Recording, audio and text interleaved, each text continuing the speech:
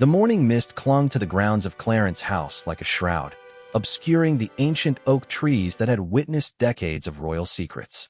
Detective Inspector Sarah Mitchell stood at the wrought iron gates, her breath visible in the crisp October air as she reviewed the unusual assignment that had landed on her desk just hours earlier.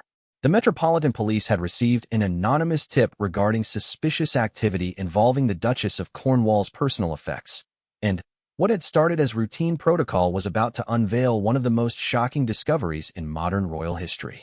Sarah had been with the Met for 15 years, working her way up from beat constable to one of their most trusted investigators. She had handled cases involving political figures, celebrities, and even minor royalty before, but nothing had prepared her for the delicate nature of what lay ahead. The tip had been specific enough to warrant immediate attention, yet vague enough to raise serious questions about its authenticity and motivation. The call had come in at 4:47 a.m. from a female voice speaking with what appeared to be a refined accent, though audio analysis would later suggest it might have been disguised. The caller claimed to have information about stolen property belonging to the late Queen Elizabeth II, specifically mentioning diamonds that had supposedly disappeared from the royal collection following Her Majesty's passing the previous month. The voice had been calm, almost clinical in its delivery, providing specific details about timing and location that suggested intimate knowledge of royal household routines. As Sarah approached the main entrance, she was met by Commander James Patterson, a veteran of royal protection who had served the family for over 20 years. His weathered face bore the gravity of someone who understood the potential implications of what they were about to undertake. Patterson had been reluctant to proceed without explicit authorization from higher authorities, but the specificity of the tip and the potential for public embarrassment had forced their hand. The two law enforcement officials were joined by Margaret Thornberry, a representative from the royal household who had been hastily summoned to oversee the proceedings. Margaret was a woman in her 60s who had dedicated her entire career to serving the crown, and her presence served as both liaison and witness to ensure proper protocol was followed. Her hands trembled slightly as she clutched a leather portfolio containing the necessary documentation, though whether from cold or nerves was difficult to determine. The decision to investigate had not been made lightly. Several high-level meetings had taken place in the early morning hours, involving representatives from the palace, the Metropolitan Police, and even members of the government's security apparatus. The consensus had been that the potential risks of ignoring credible intelligence far outweighed the diplomatic sensitivities involved in investigating a senior member of the royal family. Camilla, the Duchess of Cornwall, had been informed of the situation through proper channels and had reportedly cooperated fully, expressing both surprise and concern about the allegations. She had been staying at her private residence in Wiltshire at the time, which meant that any investigation of her London possessions could proceed without the additional complication of her physical presence. The specific item mentioned in the anonymous tip was an antique trunk that Camilla had reportedly transported from Clarence's house to her private storage facility just days after the Queen's funeral. According to the caller, this trunk contained items that rightfully belonged to the Crown estate and had been removed without proper authorization or documentation. The timing was particularly sensitive, given that the royal household was still in the process of cataloging and securing the late Queen's extensive personal collection. As they made their way through the formal gardens, Sarah couldn't help but reflect on the enormous responsibility resting on her shoulders. Any misstep in handling this investigation could have far-reaching consequences for both the royal family and the Metropolitan Police. The media attention alone would be unprecedented, and the potential for international embarrassment was enormous. The storage facility in question was located in a discreet part of West London, in a converted Victorian warehouse that catered to wealthy clients seeking absolute privacy and security for their valuable possessions. The facility, known as Kensington Secure Storage, had been serving London's elite for over 30 years and maintained a reputation for discretion that bordered on the legendary. Their client list reportedly included foreign diplomats, entertainment figures, and members of both British and European nobility. Commander Patterson had already secured the necessary warrants and had coordinated with the facility's management to ensure minimal disruption to other clients. The investigation would be conducted with the utmost discretion, with access limited to essential personnel only. Additional security measures had been put in place to prevent any unauthorized photography or recording of the proceedings. The drive to the storage facility took place in relative silence, each of the three officials lost in their own thoughts about the potential ramifications of what they might discover. Sarah found herself wondering about the identity of the anonymous caller and what might have motivated someone with apparent inside knowledge to come forward. The timing, so soon after the Queen's death, suggested either genuine concern about wrongdoing or perhaps a more sinister attempt to damage the royal family during a period of vulnerability. Upon arriving at Kensington Secure Storage, they were met by Facility Director Charles Whitman, a distinguished gentleman in his 70s who had managed the operation for the past 2 decades. Whitman's demeanor suggested he was accustomed to unusual requests and sensitive situations, though his slightly furrowed brow indicated that even he found this particular situation extraordinary. The facility itself was a masterpiece of modern security technology, housed within historic Victorian architecture. Multiple layers of authentication were required to access the storage areas, including biometric scanning, security codes, and physical keys. The specific unit in question was located on the 3rd floor of the building, in a section reserved for the facility's most high-profile clients. As they made their way through the corridors, passing rows of climate-controlled storage units, Sarah noticed the absolute silence that pervaded the building. The thick walls and specialized insulation created an almost tomb-like atmosphere that seemed fitting for a place where secrets and treasures were kept hidden from the world. The lighting was subtle but effective, casting long shadows that seemed to dance as they walked. Unit 347 was larger than Sarah had expected, approximately the size of a small bedroom with high ceilings and sophisticated climate control systems. The space was meticulously organized, with various items carefully wrapped and labeled according to a system that spoke to professional archival standards. Paintings, sculptures, antique furniture, and numerous boxes and containers were arranged with mathematical precision. Margaret Thornberry produced a detailed inventory list that had been compiled during Camilla's initial storage of items, though she noted that the list might not be completely comprehensive given the emotional circumstances surrounding the Queen's death and the immediate aftermath. The royal household had been operating under extraordinary pressure during that period, with multiple properties being secured and countless personal effects requiring immediate attention and care. The trunk in question was positioned against the far wall of the storage unit, partially concealed by a protective covering that appeared to be made of museum-quality archival material. It was an impressive piece in its own right, clearly antique, and constructed of what appeared to be exotic wood with elaborate brass fittings that had been polished to a brilliant shine. The craftsmanship was evident even to untrained eyes, suggesting significant historical and monetary value beyond whatever it might contain. Commander Patterson approached the trunk with the careful deliberation of someone who understood that every action from this point forward would likely be scrutinized by legal experts, royal officials, and potentially the international media. He photographed the trunk from multiple angles before beginning the process of documentation that would be required for any potential legal proceedings. The brass lock mechanism appeared to be original to the piece, though it showed signs of recent use that suggested it had been opened and closed multiple times in recent weeks. Margaret consulted her documentation and confirmed that the trunk was indeed listed among the items that Camilla had transported from Clarence House, though the original inventory description had been somewhat vague about its contents. As Sarah examined the exterior of the trunk more closely, she noticed several details that seemed significant. There were shipping labels and custom stamps that suggested recent international travel, though the destinations were not immediately clear. More intriguingly, there were what appeared to be royal inventory tags that had been partially removed, leaving only fragments of adhesive and paper that might prove important for later analysis. The moment of opening the trunk had arrived, and all three officials found themselves holding their breath as Commander Patterson carefully lifted the heavy lid. The hinges, despite their apparent age, moved smoothly and silently, suggesting recent maintenance and care. What they discovered inside would challenge everything they thought they knew about royal protocol, family loyalty, and the carefully maintained public image of one of the world's most scrutinized institutions. The interior of the trunk was lined with what appeared to be royal blue velvet that had been custom-fitted to accommodate specific items. The fabric showed minimal wear, suggesting that the trunk was either relatively new or had been professionally restored. More importantly, the careful organization of the contents indicated that this was not a random collection of items hastily stored, but rather a deliberately curated selection of objects that someone had taken great care to preserve and protect. Nestled within individual compartments were dozens of pieces of jewelry, each wrapped in protective cloth and secured in place by custom-fitted brackets. Even in the subdued lighting of the storage unit, the sparkle and brilliance of precious stones was unmistakable.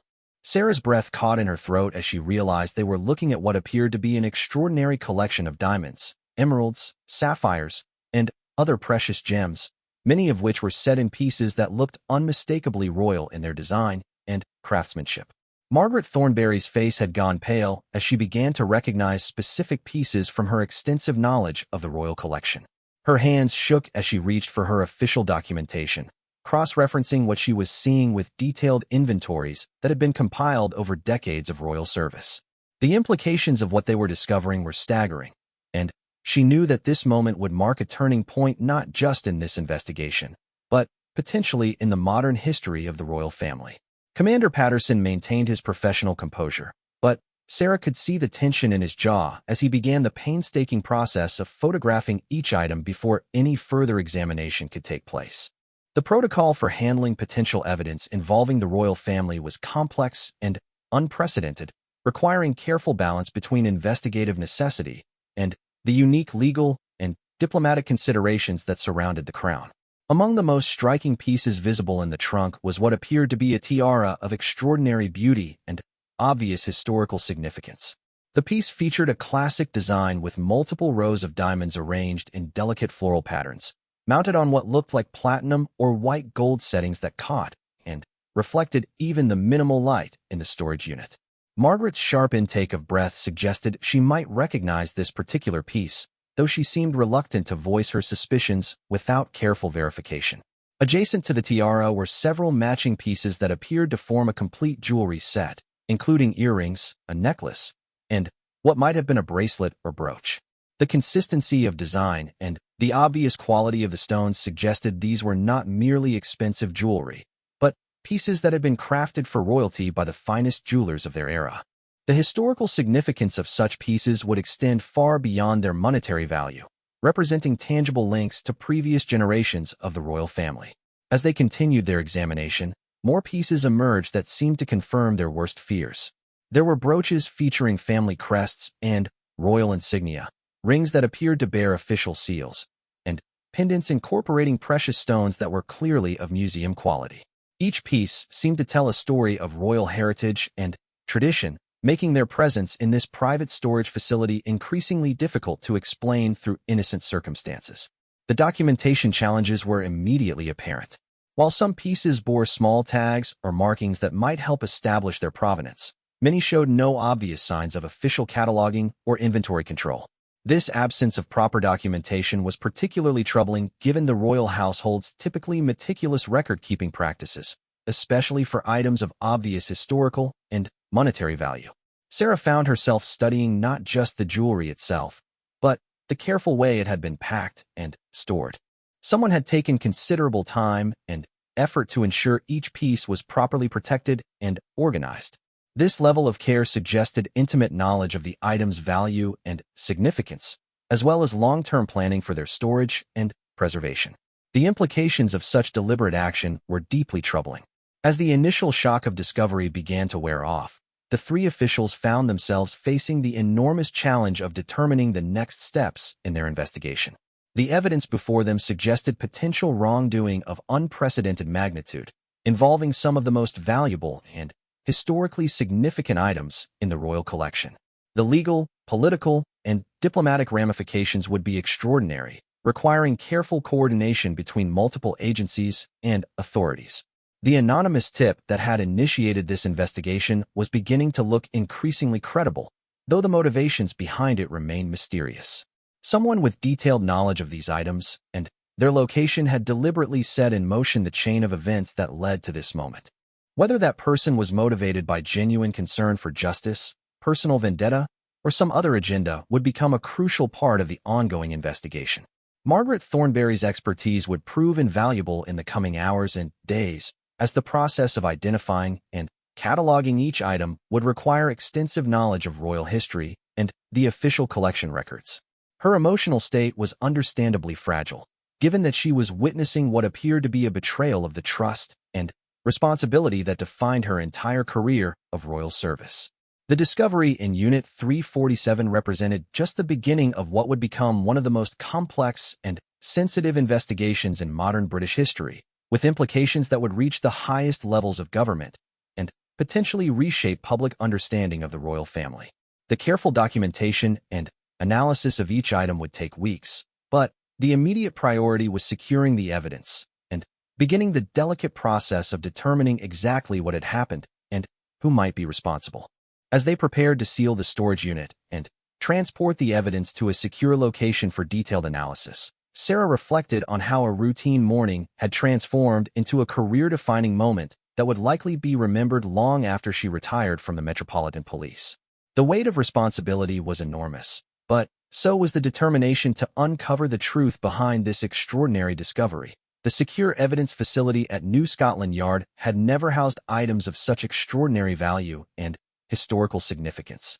Detective Inspector Sarah Mitchell stood in the climate-controlled examination room, watching as forensic specialists carefully documented each piece of jewelry discovered in Camilla's storage unit. The process was painstaking, requiring hours of photography, measurement, and detailed description before any piece could be safely handled for closer inspection. Dr. Helena Vasquez, the Metropolitan Police's chief forensic gemologist, had been called in specifically for this case. With over 20 years of experience in analyzing precious stones and fine jewelry, she possessed the expertise necessary to determine the authenticity and potential value of the recovered items. Her initial assessment had confirmed what everyone feared. They were dealing with pieces of museum quality that bore all the hallmarks of royal provenance. The tiara that had first caught their attention proved to be even more spectacular under proper lighting and magnification.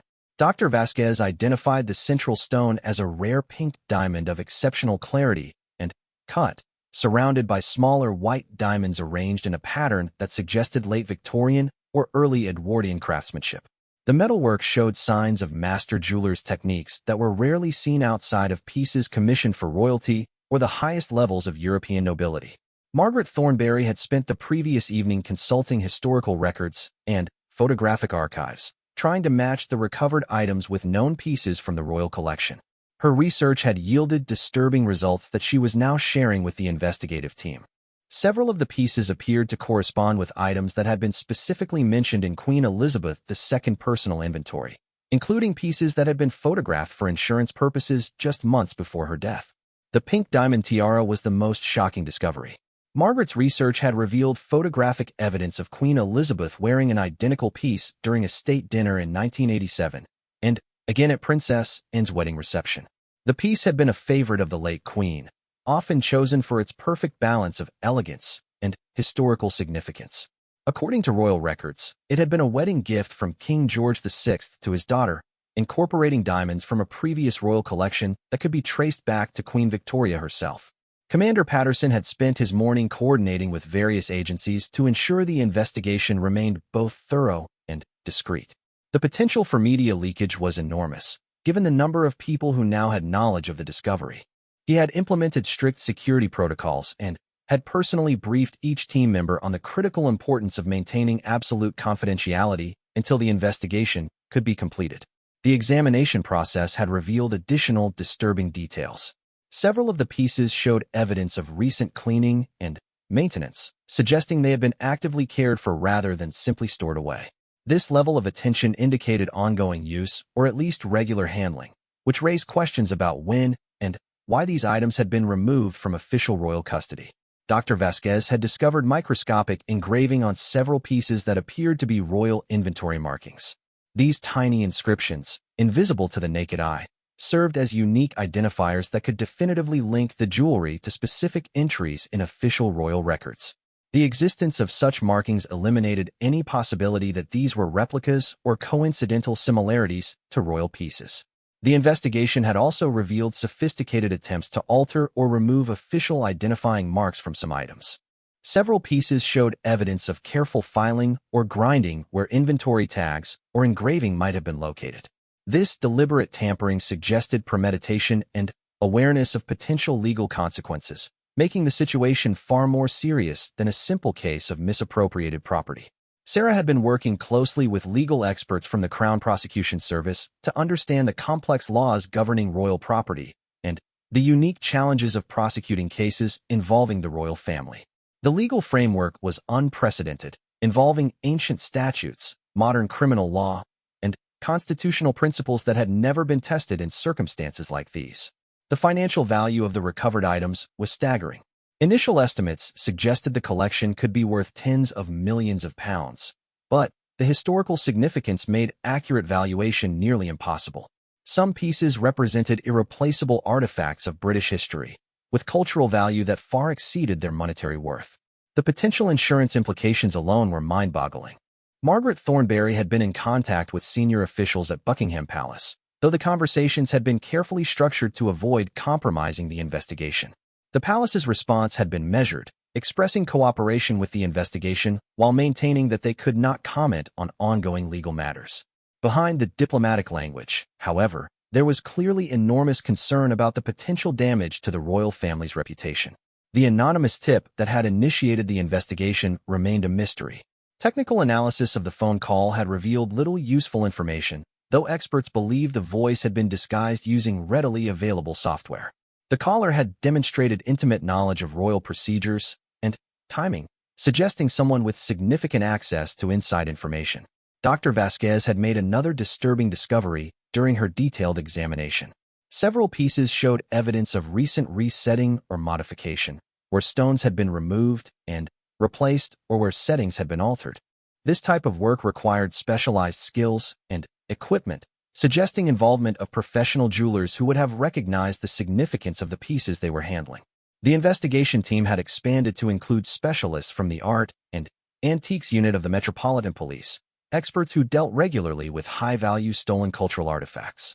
Their experience with international art crime would prove valuable as the investigation explored potential connections to black market jewelry trading or international smuggling operations. One of the most troubling aspects of the case was the timeline involved. The items had apparently been moved from Clarence House in the immediate aftermath of Queen Elizabeth's death, during a period of intense grief and confusion within the royal household. This timing suggested either opportunistic theft during a vulnerable period or careful planning that took advantage of the chaos following the Queen's passing. Sarah had begun interviewing staff members who had been present at Clarence House during the relevant time period. These conversations were conducted with extreme sensitivity, given that many of these individuals had served the royal family faithfully for decades.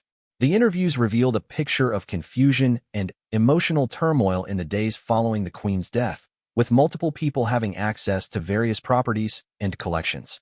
The investigation had also revealed concerning gaps in security protocols during the transition period. The normal procedures for securing and cataloging royal property had been disrupted by the extraordinary circumstances, creating opportunities for unauthorized access that might not have existed under normal conditions. These security failures would require separate investigation and likely result in significant policy changes. Commander Patterson had been working with international law enforcement agencies to determine whether any of the recovered pieces had crossed national borders. Several of the items showed customs markings that suggested recent international travel, raising the possibility of money laundering or attempts to sell pieces in foreign markets where their royal provenance might be less recognizable. The psychological profile being developed by police behavioral experts painted a picture of someone with both intimate knowledge of royal procedures and significant emotional investment in the items themselves. The careful preservation and organization of the pieces suggested someone who valued them beyond their monetary worth, possibly indicating personal or sentimental motivations rather than purely financial ones. Dr. Vasquez had identified what appeared to be a systematic approach to the selection of items. Rather than randomly grabbing valuable pieces, someone had carefully chosen items that represented specific periods or relationships within the royal collection. This selectivity suggested detailed knowledge and possibly emotional connections to particular pieces or their historical significance. The examination had revealed that several pieces formed matched sets that had been kept together, suggesting someone who understood their historical and aesthetic relationships. This level of curatorial knowledge indicated either extensive training in royal history or access to detailed collection records that would not have been available to casual observers. Margaret Thornberry's continued research had uncovered additional photographic evidence linking the recovered items to official royal occasions. Pictures from state dinners, family celebrations, and Formal portraits showed the late queen wearing pieces that were identical to those found in the storage unit. Each photograph represented another nail in the case against whoever had removed these irreplaceable artifacts from their rightful place. The investigation had also begun exploring the financial records associated with the storage facility. The monthly fees for Unit 347 were substantial, and the payment method would provide crucial evidence about who had arranged for the long-term storage. Initial inquiries suggested the payments had been made through a complex series of intermediaries that would require significant investigation to unravel. Security camera footage from the storage facility was being analyzed frame by frame to identify everyone who had accessed Unit 347 since it had been rented. The facility's sophisticated surveillance system had captured clear images of individuals entering and leaving the unit, though identification would require careful comparison with known individuals and possibly the involvement of facial recognition technology. The emotional toll on the investigative team was becoming apparent as the full scope of the alleged theft became clear. These were not just valuable objects, but symbols of British history and tradition that had been entrusted to the care of the royal family for generations. The betrayal of that trust represented a violation that went far beyond simple theft. Sarah had been coordinating with Crown lawyers to understand the potential charges that might be brought in this case. The legal framework was complex, involving not just theft charges, but potentially treason-related offenses given the special status of royal property. The penalties for such crimes could be severe, though the political and diplomatic considerations would likely influence any prosecution decisions. The investigation had revealed evidence of what appeared to be a long-term plan rather than an impulsive action. The careful organization of the storage unit, the sophisticated methods used to alter identifying marks, and the timing of the removal all suggested months or possibly years of preparation. This level of premeditation would significantly impact the seriousness of any eventual charges. Dr. Vasquez had made the disturbing discovery that several pieces showed evidence of having been professionally photographed or documented outside of official royal records. The lighting patterns and positioning visible under microscopic examination suggested these items had been systematically cataloged, possibly for sale or insurance purposes. The international implications of the case were becoming increasingly clear as investigators traced possible connections to high-end jewelry markets in major cities around the world. The global appetite for royal memorabilia created numerous potential outlets for stolen pieces, particularly in jurisdictions where authentication procedures might be less rigorous. Commander Patterson had implemented additional security measures around the investigation as concerns grew about potential interference or intimidation of witnesses. The stakes involved in the case created risks that extended beyond normal criminal investigations, requiring unprecedented precautions to protect the integrity of the process. Margaret Thornberry had discovered discrepancies in official inventory records that suggested someone with access to these documents had deliberately created confusion about the location and status of various pieces. These alterations would have required intimate knowledge of royal record-keeping procedures and access to systems that were supposedly secure. The psychological impact on the royal family was beginning to become apparent through carefully worded statements and the visible strain on those who had worked closely with the late queen. The violation of trust involved in the theft of her personal jewelry collection represented not just a crime, but a profound betrayal of relationships built over decades of faithful service. The breakthrough in the investigation came from an unexpected source. Detective Inspector Sarah Mitchell had been reviewing weeks of security footage when she noticed something that had been overlooked in previous examinations. A figure captured on camera entering the storage facility 3 weeks after Queen Elizabeth's funeral bore a striking resemblance to someone who had regular access to Clarence House during the transition period. Thomas Hartwell had served as assistant private secretary to the Duchess of Cornwall for over 8 years, a position that had given him unprecedented access to both Camilla's personal affairs and broader royal household operations. His background was impeccable, educated at Oxford, with previous experience in diplomatic service and glowing recommendations from senior royal staff. He had been considered one of the most trusted and reliable members of Camilla's inner circle. The security footage showed Hartwell visiting Unit 347 on multiple occasions, always alone, and typically during off-peak hours when the facility would have fewer witnesses. His behavior suggested familiarity with the location and comfort with the security procedures, indicating this was not his first time accessing the storage unit. The timestamps revealed a pattern of visits that corresponded with periods when he would have had legitimate reasons to be absent from his regular duties. Margaret Thornberry's review of staff schedules and duty rosters revealed that Hartwell had been assigned to coordinate the transfer and cataloging of the Duchess's personal effects during the chaotic period following the Queen's death.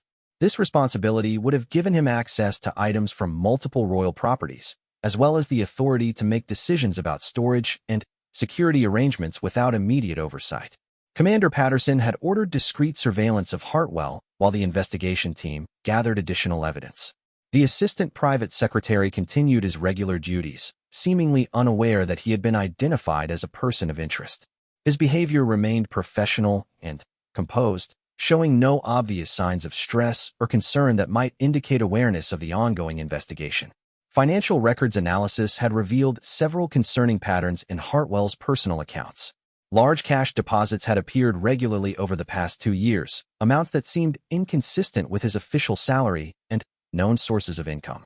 More troubling were recent withdrawals that corresponded with dates when he had been captured on security cameras visiting the storage facility. Dr. Vasquez had made additional discoveries during her continued examination of the jewelry collection. Several pieces showed evidence of recent professional appraisal, with tiny marking patterns that suggested they had been photographed and measured for valuation purposes within the past 6 months. This timeline raised disturbing questions about when the theft had actually begun and whether it had been ongoing for an extended period. The investigation team had uncovered evidence of communications between Hartwell and several high-end jewelry dealers in London and internationally. While the content of these communications remained protected by legal privilege pending warrant applications, the existence of such contacts raised obvious concerns about potential plans to dispose of the stolen items. Sarah had begun constructing a detailed timeline of events that painted an increasingly clear picture of how the theft had been accomplished. Hartwell's position had given him the perfect opportunity to identify valuable pieces during legitimate inventory activities, document their location and security arrangements, and then plan their removal during periods when oversight would be minimal. The psychological profile developed by police experts suggested someone who felt entitled to compensation beyond their official salary, possibly justifying theft as payment for years of loyal service that they felt had been inadequately rewarded. This sense of entitlement, combined with intimate knowledge of royal procedures, created the perfect conditions for an inside job of unprecedented scope. Margaret Thornberry had discovered that several pieces in the collection had been specifically mentioned in Queen Elizabeth's private correspondence as items she hoped would remain in the family for future generations. The emotional significance of these pieces made their theft particularly painful for those who had served the late Queen faithfully. The betrayal went beyond simple property crime to encompass violation of the Queen's personal wishes and legacy. The investigation had revealed that Hartwell had been experiencing significant personal financial pressures that might have motivated the theft. His aging parents required expensive medical care, and he was facing potential bankruptcy due to poor investment decisions. While these circumstances might explain his motivation, they in no way justified the magnitude of his alleged crimes. Commander Patterson had been working with prosecutors to develop the strongest possible case against Hartwell. The evidence was overwhelming, but the unique circumstances of the case required careful legal preparation to ensure that justice could be served while respecting the special considerations involved in crimes against the royal family. The storage facility investigation had revealed that Hartwell had used falsified documents and references to establish his rental agreement, creating a paper trail that would have made it difficult to trace the unit back to him under normal circumstances. This level of deception suggested careful planning and awareness of potential legal consequences. Dr. Vasquez had identified several pieces that appeared to have been prepared for sale, with modifications that would have made their royal provenance less obvious to potential buyers.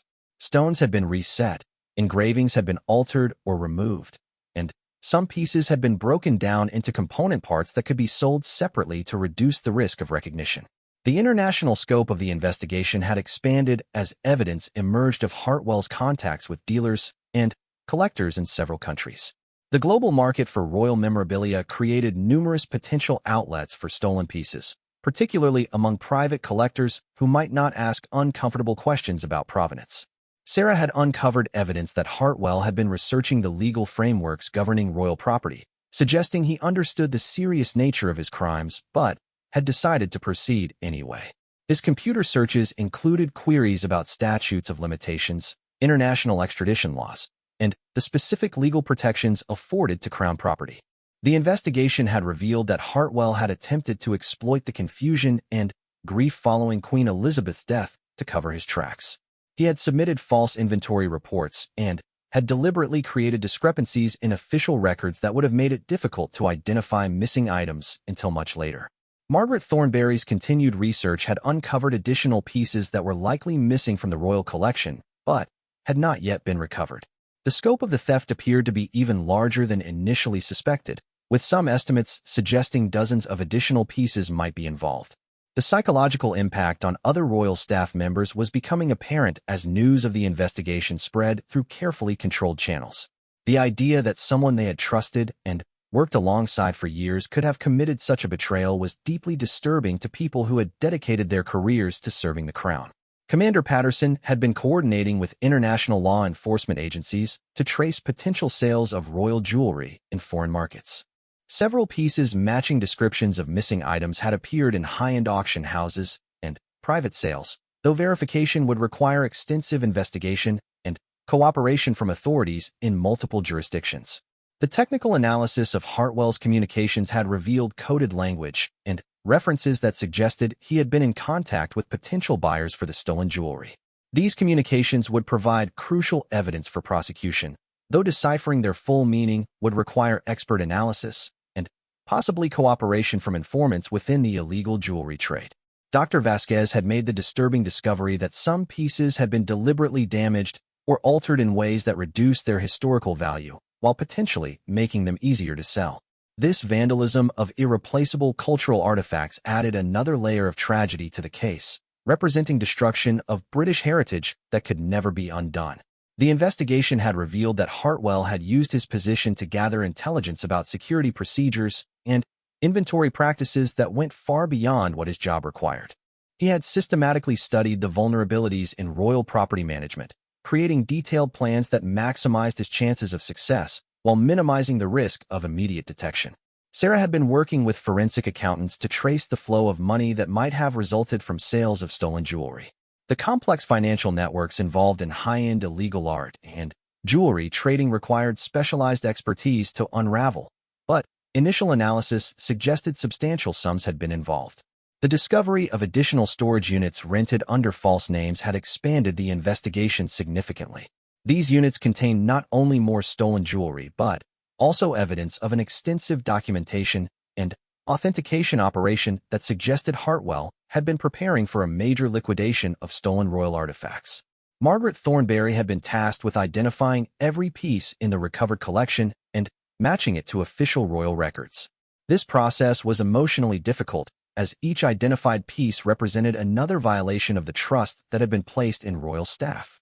The meticulous nature of the theft showed a level of betrayal that went far beyond opportunistic crime. The investigation had revealed that Hartwell had been studying the international art and jewelry markets for several years, developing expertise that would help him maximize the value of stolen pieces. His knowledge of authentication procedures, auction house practices, and private collector networks suggested long-term planning and professional-level preparation. Commander Patterson had implemented additional security measures around all royal properties as the investigation revealed the extent of vulnerabilities that Hartwell had been able to exploit. The case would likely result in fundamental changes to how royal collections were secured and monitored. The psychological evaluation of Hartwell's behavior patterns suggested someone who had gradually escalated from small violations of trust to major theft, possibly beginning with borrowing items temporarily before progressing to permanent removal. This progression indicated a psychological process that had unfolded over an extended period. Dr. Vasquez had discovered evidence that some pieces had been photographed in settings that suggested they had been worn or displayed outside of official royal contexts. These images would provide additional evidence of theft, while raising disturbing questions about how extensively the stolen items had been used or shown to others.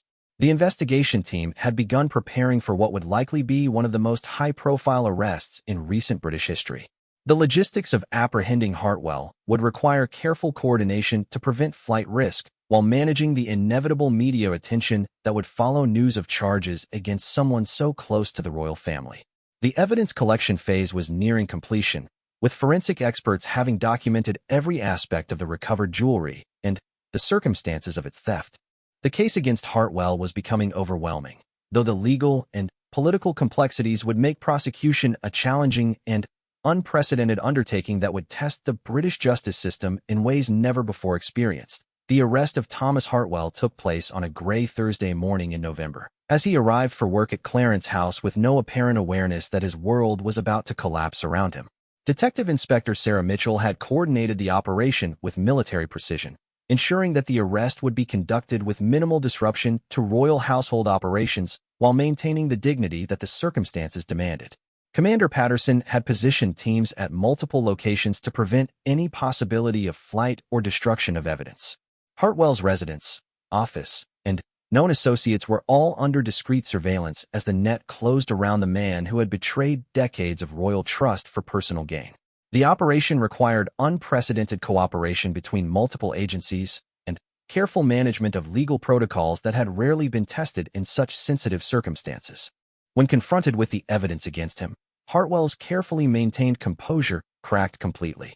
The man who had spent years presenting himself as the epitome of royal service broke down in tears, alternately denying the charges and attempting to justify his actions as compensation for years of underpaid loyalty. His emotional collapse revealed the psychological pressure he had been under as the investigation had closed in around him. The interrogation revealed the full scope of what investigators would later describe as the most audacious theft in modern royal history. Hartwell's confession unveiled a systematic operation that had been ongoing for nearly 3 years, beginning with small items that he convinced himself would never be missed and escalating to the theft of some of the most precious pieces in the royal collection. Margaret Thornberry had been present during portions of the interrogation as an expert witness, helping investigators understand the significance and provenance of items that Hartwell described. Her expertise proved crucial in documenting the full extent of the theft and understanding the cultural and historical value of what had been stolen. The process was emotionally devastating for someone who had devoted her career to protecting royal heritage. The confession revealed that Hartwell had developed sophisticated methods for identifying and removing valuable pieces without immediate detection. He had exploited the chaos and grief following Queen Elizabeth's death, but his theft had actually begun much earlier, during routine inventory and transfer operations when security protocols were more relaxed. Hartwell's detailed knowledge of royal procedures had allowed him to manipulate official records, creating false entries and altering documentation to cover his tracks. He had submitted fraudulent inventory reports, mislabeled storage locations, and even created fake transfer authorizations that would have made it extremely difficult to detect the missing items under normal circumstances. The investigation had uncovered evidence of an extensive network of contacts that Hartwell had developed in the international jewelry trade. His confession revealed communications with dealers, collectors, and intermediaries in London, Geneva, New York, and Hong Kong who had been prepared to handle stolen royal pieces with minimal questions about their provenance. Dr. Vasquez had continued her analysis throughout the interrogation, providing scientific confirmation of Hartwell's claims about which pieces he had stolen and when. Her forensic evidence corroborated many details of his confession while revealing additional thefts that he had initially attempted to conceal. The financial investigation revealed that Hartwell had already received substantial payments for some of the stolen pieces, with money flowing through a complex network of shell companies and offshore accounts that had been established specifically to hide the proceeds of his crimes. The sophistication of these arrangements suggested professional advice and assistance that extended the investigation to additional suspects. Sarah had been working closely with Crown Prosecution Service lawyers to ensure that the charges against Hartwell reflected the full seriousness of his crimes. The legal framework for prosecuting theft of royal property was complex, involving both modern criminal law and ancient statutes that had rarely been invoked in contemporary cases. The confession revealed that Hartwell had been motivated by a toxic combination of financial desperation and resentment toward the royal family. He had convinced himself that his years of loyal service entitled him to compensation beyond his official salary, and he had justified his theft as taking what he believed he was owed. Commander Patterson had been coordinating with international law enforcement agencies to recover additional stolen pieces that had been sold to foreign buyers.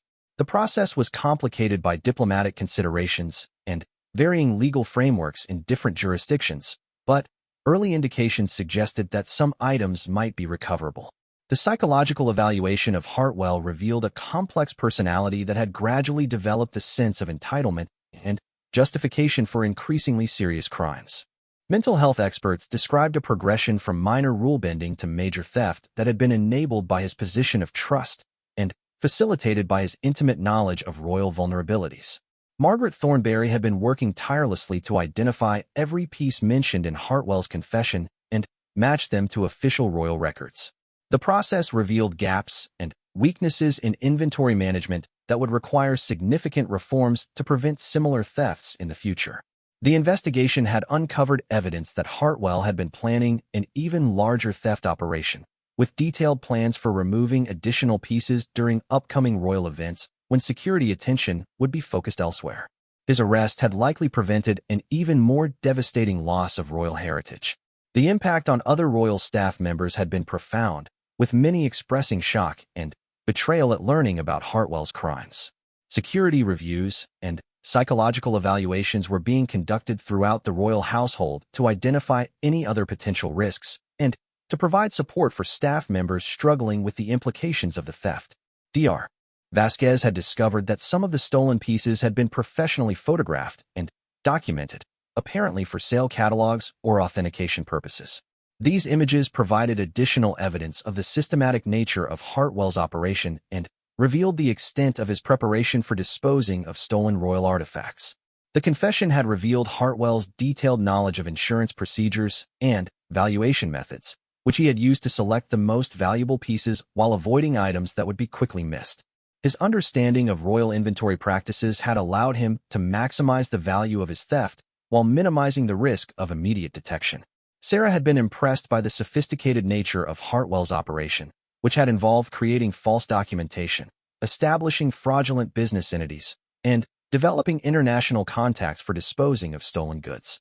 The level of planning and preparation suggested someone who had been considering these crimes for years before actually implementing them. The financial investigation had revealed that Hartwell had been living well beyond his official means for several years, funding an expensive lifestyle through the proceeds of his theft.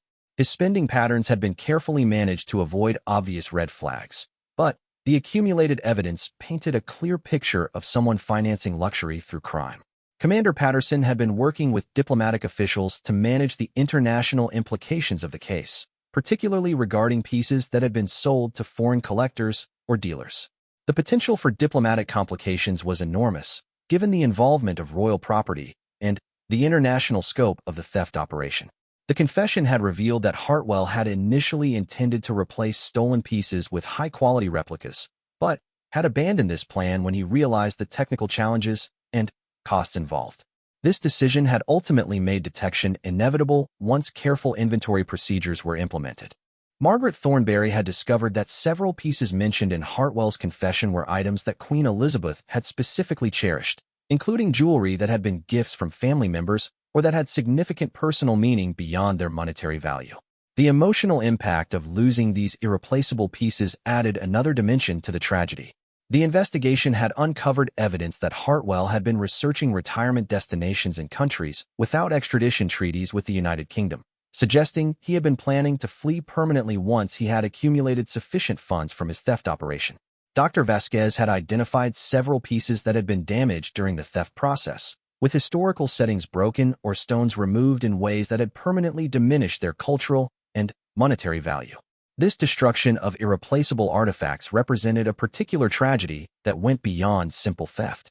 The confession revealed that Hartwell had exploited specific vulnerabilities in royal security procedures that had existed for years without being addressed. His crimes had exposed systematic weaknesses that would require fundamental changes to prevent similar incidents in the future.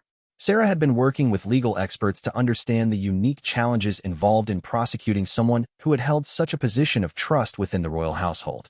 The case would likely establish important precedents for future prosecutions involving breaches of royal security and theft of crown property.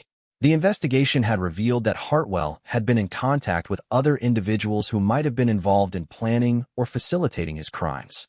These potential co-conspirators would require separate investigation and might face their own charges depending on the extent of their involvement.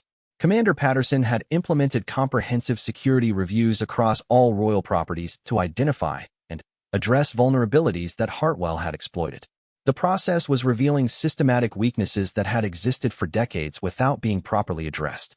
The financial investigation had uncovered evidence that Hartwell had been preparing for a major liquidation of his remaining stolen inventory, possibly in anticipation of retirement or fear that his crimes might be discovered. His arrest had likely prevented the loss of additional irreplaceable royal artifacts. Margaret Thornberry had been coordinating with insurance companies and auction houses to alert them about potentially stolen royal pieces that might appear on the market. The recovery of some items would depend on cooperation from buyers who might not have realized they were purchasing stolen goods. The case against Hartwell was becoming one of the most significant prosecutions in modern British legal history, with implications that extended far beyond simple theft charges. The betrayal of royal trust, the theft of national heritage, and the international scope of the crimes would make this a landmark case that would be studied for years to come. The trial of Thomas Hartwell became the most closely watched legal proceeding involving the royal family in modern history. Detective Inspector Sarah Mitchell sat in the packed courtroom at the Old Bailey, watching as months of painstaking investigation culminated in a dramatic confrontation between justice and one of the most audacious betrayals of royal trust ever recorded. The prosecution's case was methodical and overwhelming. Crown Prosecutor Diana Blackwood presented evidence that painted a picture of systematic theft spanning nearly 3 years, involving dozens of irreplaceable artifacts from the royal collection.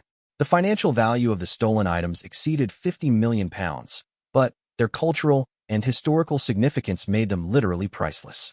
Hartwell's defense team, led by renowned barrister Sir Charles Pemberton, attempted to argue that their client had been driven to desperation by financial pressures and inadequate compensation for years of loyal service. They portrayed him as a victim of a system that had failed to recognize his contributions while surrounding him with unimaginable wealth that remained forever out of reach.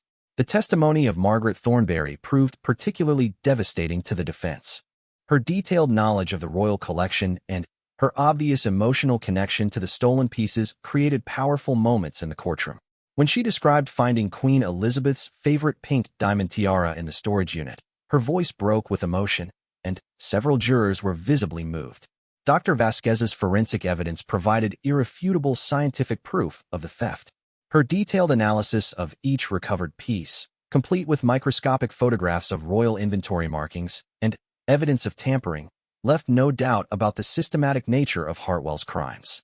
The defense's attempts to challenge her expertise were unsuccessful, as her credentials and methodology were beyond reproach. Commander Patterson's testimony revealed the sophisticated security measures that Hartwell had circumvented, highlighting the extraordinary level of trust that had been betrayed. His detailed account of the investigation process and the recovery of stolen items provided crucial context for understanding the magnitude of the crimes. The revelation of Hartwell's international network shocked even experienced observers of high-profile criminal cases. Evidence presented during the trial showed contacts with dealers and collectors in 7 countries, with some stolen pieces having been sold for millions of pounds to buyers who claimed ignorance of their royal provenance. The courtroom was particularly silent when recordings of Hartwell's confession were played. His voice, alternately defiant and remorseful, described years of planning and systematic theft that had violated every principle of his oath of service to the crown. The jurors listened intently as he explained his methods for identifying valuable pieces and exploiting security vulnerabilities. Sarah had been called as a witness to describe the discovery of the storage unit and the initial recovery of stolen items. Her testimony provided the foundation for understanding how the investigation had begun and how the evidence had been gathered. The defense's cross-examination failed to shake her credibility or raise doubt about the police procedures. The financial evidence presented during the trial revealed the sophisticated money laundering operation that Hartwell had established to hide the proceeds of his crimes. Forensic accountants traced funds through shell companies, offshore accounts, and cryptocurrency transactions that demonstrated professional-level expertise in hiding criminal proceeds. The international scope of the case created unprecedented diplomatic complications. Representatives from foreign governments attended portions of the trial as observers, concerned about the implications for their own cultural heritage protection efforts and the potential impact on international art and antiquities markets. Margaret Thornberry had worked tirelessly to recover additional stolen pieces through cooperation with international law enforcement agencies. During the trial, she announced that 12 additional items had been located and recovered, though several others remained missing and were presumed to have been sold to private collectors who had not yet come forward. The psychological evaluation testimony revealed disturbing insights into Hartwell's mental state during the period of his crimes. Expert witnesses described a gradual deterioration in his moral reasoning, combined with an increasingly sophisticated rationalization of theft as justified compensation for perceived wrongs. The defense's attempt to portray Hartwell as mentally ill was undermined by evidence of careful planning and sophisticated execution of his theft operation. The systematic nature of his crimes, combined with his efforts to hide evidence and establish alibis, demonstrated clear awareness of wrongdoing and legal consequences. Dr. Vasquez testified about the irreparable damage that had been done to several pieces during the theft and attempted sale process. Her description of historical settings that had been broken and stones that had been removed brought home the cultural tragedy that extended beyond simple monetary loss. The trial revealed that Hartwell had been researching escape plans for over a year before his arrest, including investigations into countries without extradition treaties and methods for establishing false identities. This evidence supported prosecution arguments about premeditation and the serious risk of flight that justified his continued detention. Commander Patterson's security review had revealed systematic vulnerabilities in royal property management that had existed for decades without being properly addressed. His testimony described comprehensive reforms that were being implemented to prevent similar thefts in the future. The revelation that several auction houses had unknowingly handled stolen royal pieces created additional controversy and led to industry-wide reforms in authentication and provenance verification procedures. The trial became a catalyst for broader changes in how high-value cultural artifacts were traded internationally. Sarah had been working with international partners throughout the trial period to trace additional stolen items and potential co-conspirators. These efforts resulted in arrests in 3 other countries and the recovery of several more pieces from the royal collection.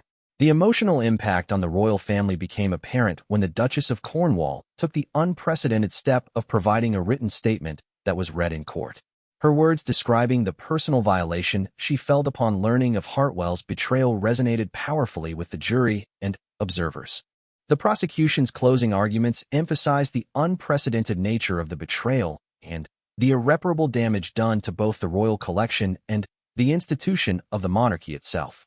The systematic nature of the theft and the sophisticated methods used to hide evidence demonstrated clear intent and awareness of the serious consequences. Sir Charles Pemberton's closing defense focused on Hartwell's years of faithful service and the personal circumstances that had driven him to desperate actions.